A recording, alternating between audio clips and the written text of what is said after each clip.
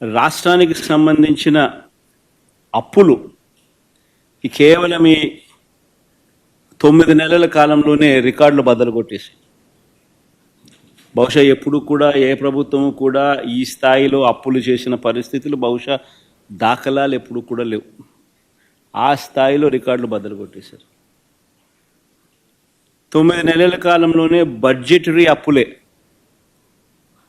అంటే with in the purview of FRBM పరిధిలోకి వచ్చే బడ్జెటరీ అప్పులు, అంటే public account and public debt అప్పులే అక్షరాల ఈ 9 నెలల కాలంలో 80,827 కోట్లు.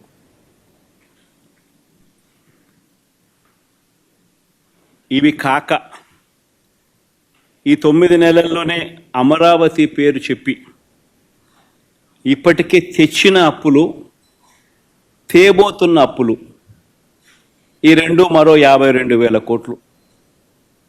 World bank and ADB, Asian development bank, world bank నుంచి 15,000 కోట్లు, KfW జర్మనీ నుంచి 5,000 కోట్లు, హుడ్కో నుంచి 11,000 కోట్లు, CRDA ఏకంగా కమిట్ అయిన అప్పులు, అంటే కమిట్ అయినారు మరో 21,000 కోట్లు మేము రేస్ చేస్తామని చెప్పి. సో చేసిన అప్పులు, చేయబోతా ఉన్న అప్పులు, రాజధాని పేరు చెప్పి మరో 52,000 కోట్లు.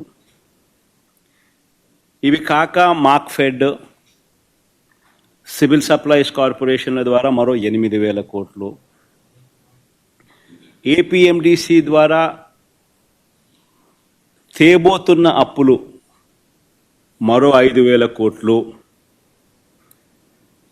అన్ని కలిపితే ఏకంగా తీసుకొచ్చి నా అప్పులు, చేయబోతున్న అప్పులు ఏకంగా 1,45,000 కోట్ల పైమాటే.